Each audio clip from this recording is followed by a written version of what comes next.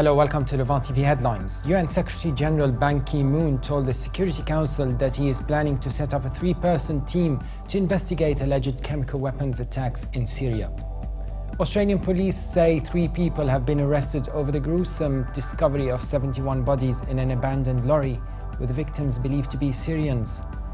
UN authorities say 100 people have been rescued off the coast of Libya amid a smuggling disaster at sea, adding that an estimated 200 migrants are missing and feared dead after the 2 migrant boats capsized off Libya. The top officials say the Parliament of the Palestine Liberation Organization will meet in the West Bank next month to elect a new leadership. And Iraqi Prime Minister Haider al-Abadi has ordered security forces to prepare to open Baghdad's heavily fortified Green Zone government and embassy area to the public. And now let's have a look at the top headlines in today's newspapers in the Middle East. From the UAE, the Khalij Times leads reporting that the Ministry of Energy has lowered domestic prices for petrol and diesel for September in line with developments on the international oil market. The paper also reports that Saudi Arabia's health ministry says 15 more people have died after contracting the Middle East respiratory syndrome known as MERS disease in the last 7 days amid a surge in contractions in the capital of Saudi Arabia, Riyadh.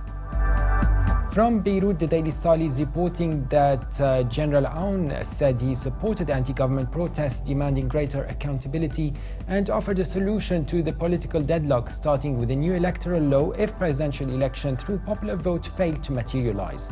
The paper also reports that Parliament Speaker Nabih Berri is considering holding an all-party consultative conference after Hezbollah and ministers from the Free Patriotic Movement boycotted Thursday's cabinet in the meeting of the cabinet.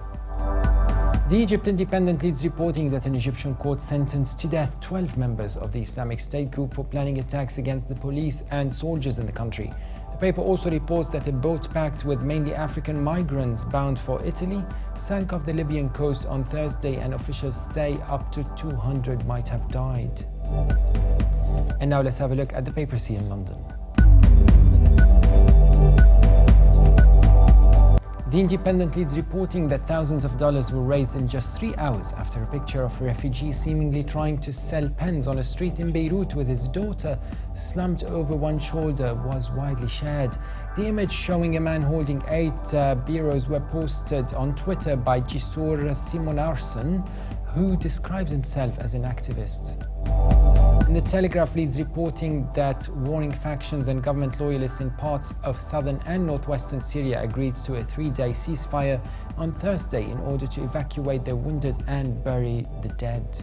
The pause brought temporary respite to opposition fighters who have been battling the Syrian army and Hezbollah troops for months in the Lebanese border town of Zabadani and 2 villages near President Bashar al-Assad's eastern heartlands.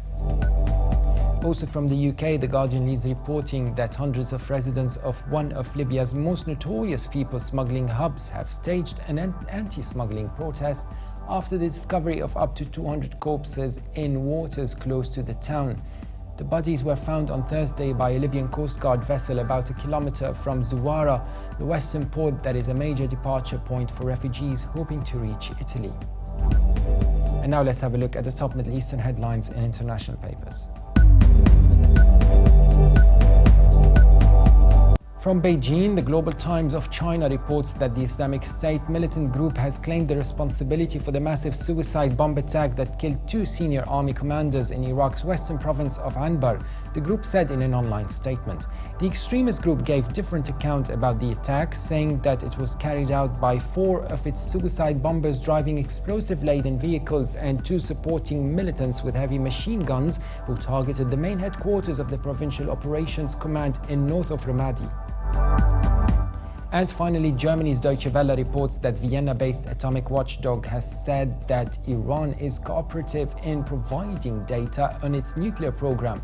But the report expresses some reservations about the military site of Parshin, where satellite imagery shows evidence of recent work by heavy machinery and unexplained vehicles. That was it for today. For more updates, please visit our website on levant.tv. Thanks for watching and bye for now.